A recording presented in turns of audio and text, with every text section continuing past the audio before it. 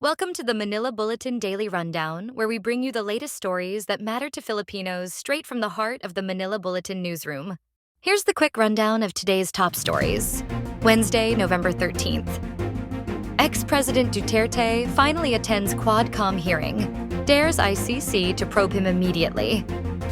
Former President Rodrigo Duterte makes an appearance at the Quad Committee hearing for the first time after multiple no-shows on October 22nd and November 7th hearings of the special four-way panel, for varying reasons.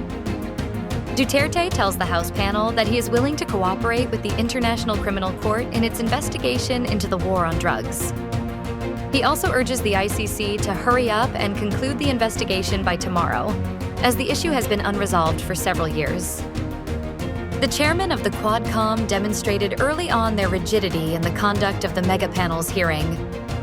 Manila's 6th District Representative Bienvenido Benny Abante Jr., in his lengthy opening remarks in the hearing, outright warned Duterte not to utter any expletives during the hearing. Signal number 2 raised over parts of eastern Luzon as Ofel moves closer. Pepito to enter Philippine area of responsibility on November 14th. The Philippine Atmospheric, Geophysical, and Astronomical Services Administration has placed parts of Cagayan and Isabela under signal number 2 as Typhoon Ofel, with international name Usagi moved closer to eastern Luzon. The center of Ofel was located 485 kilometers east-northeast of Date Camarines Norte, or 610 kilometers east of Infanta Quezon. The typhoon maintained maximum winds of 120 kilometers per hour near its center and gusts reaching 150 kilometers per hour. VP Sara sets one condition before appearing at quad-comm hearing. Vice President Sara Duterte will only face the House Quad Committee that's looking into her father's bloody war on drugs campaign if she's in the mood to argue. The official disclosed to the reporters that she wasn't invited yet to the House quad-comm hearing. But asked if she would attend the hearing if she was invited, the vice president answered in the negative. China says it is the Philippines that's provoking tension at sea. China said it is the Philippines, which has become more assertive in countering Beijing's aggression in the South China Sea, that is causing provocation in the Indo-Pacific region. Lin Jian, spokesman for China's foreign ministry, claimed that every escalation of maritime row between the two countries was triggered by the infringement activities and provocations of the Philippines. Even after the enactment of 2 new laws seeking to uphold the country's sovereignty over its maritime territory, China continues to maintain its presence in some disputed parts of the West Philippine Sea. Amid reports of her arrest in U.S., PNP explains how Garma was able to leave the Philippines. Retired police colonel and former Philippine Charity Sweepstakes Office General Manager Roima Garma is not facing any case in the country and therefore has no prohibition to travel abroad, the Philippine National Police said.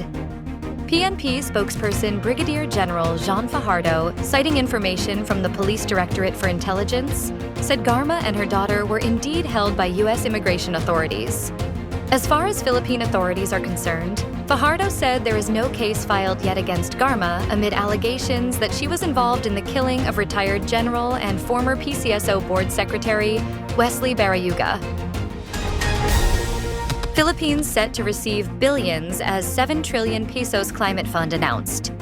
The world's development banks have committed to increase their joint financial support for climate adaptation and resiliency among low and middle-income countries, including the Philippines, to 7.05 trillion pesos, or $120 billion in 6 years' time. World Bank's report pointed out that climate change is a direct threat to people and human capital, especially in the education and health sectors of the most vulnerable countries like the Philippines. Amid Earth's heat records, scientists report another bump upward in annual carbon emissions. Even as Earth sets new heat records, humanity this year is pumping 330 million tons, or 300 million metric tons, more carbon dioxide into the air by burning fossil fuels than it did last year. This year, the world is on track to put 41.2 billion tons, or 37.4 billion metric tons of the main heat-trapping gas into the atmosphere. It's a 0.8% increase from 2023, according to Global Carbon Project. Several United Nations reports say the globe must cut emissions by 42% by 2030 to possibly limit warming to an internationally agreed-upon threshold. Entertainment industry colleagues pay tribute to late Korean actor Song Jae-rim. People in the Korean entertainment industry paid tribute to the late actor Song Jae-rim, who passed away on November 12th. He was 39. Song Jae-rim was found dead at his home Seongdong, Seoul at about 12:30 p.m.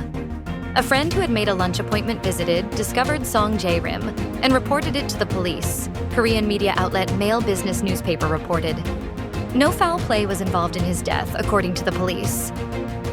So far, no suspicion of murder or other crime has been confirmed, said a police officer at Seongdong Police Station. Stay updated with the latest news. Visit our website at www.mb.com.ph or follow us on social media. Thanks for tuning in to the Manila Bulletin Daily Rundown.